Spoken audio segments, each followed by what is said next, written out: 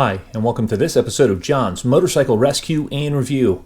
In today's episode, I'll be introducing my next project, and that is a 1980 Hawk CB400 T.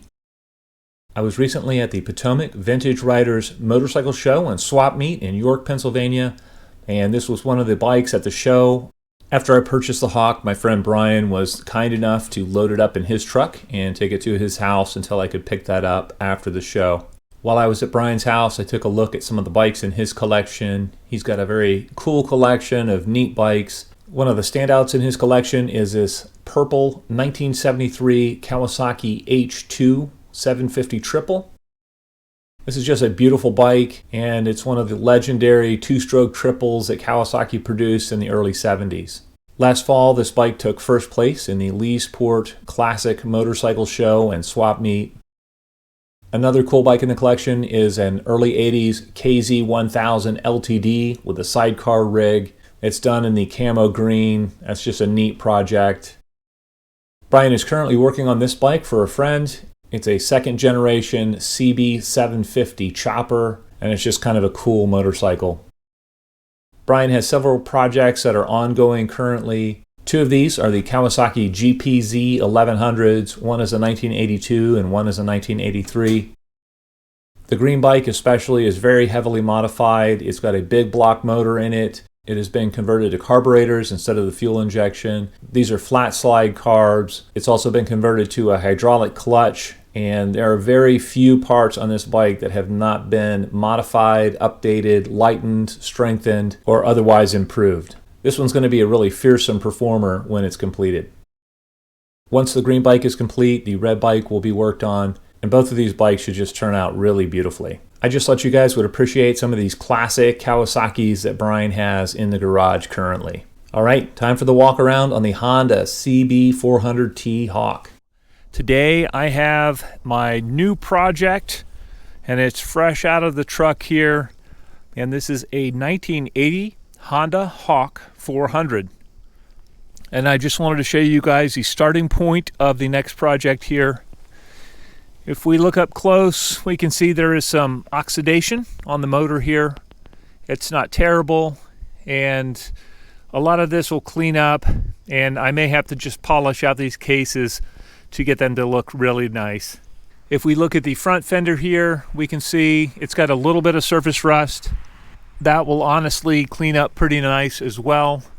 Moving on to the tank, you can see there are some spots on the tank that have chips, like small stone chips. There's a little bit of discoloration as well on the lower part of the tank, but that should clean up with some wax.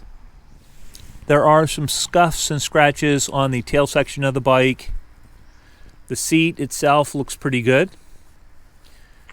And kind of the worst part cosmetically are some of these scratches that are in the paint on the top of the tank. Fortunately, the inside of the gas tank is perfectly clean. It looks really, really nice inside. And so the cosmetics are really the main issue with the gas tank.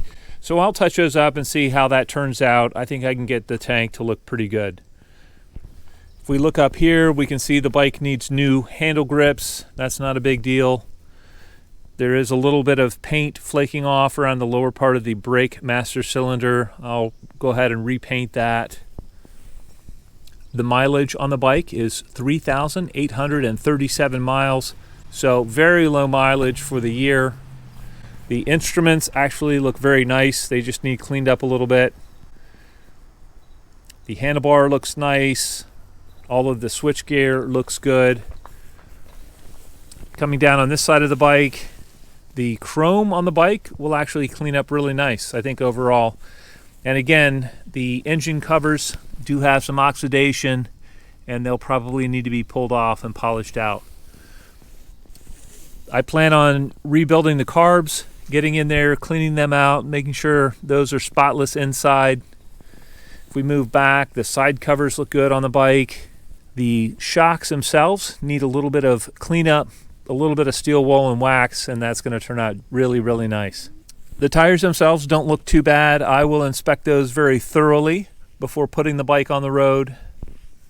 The brakes do function currently, but they definitely need cleaned up and new fluid and everything freshened up on the brakes just to make sure they're functioning as they should.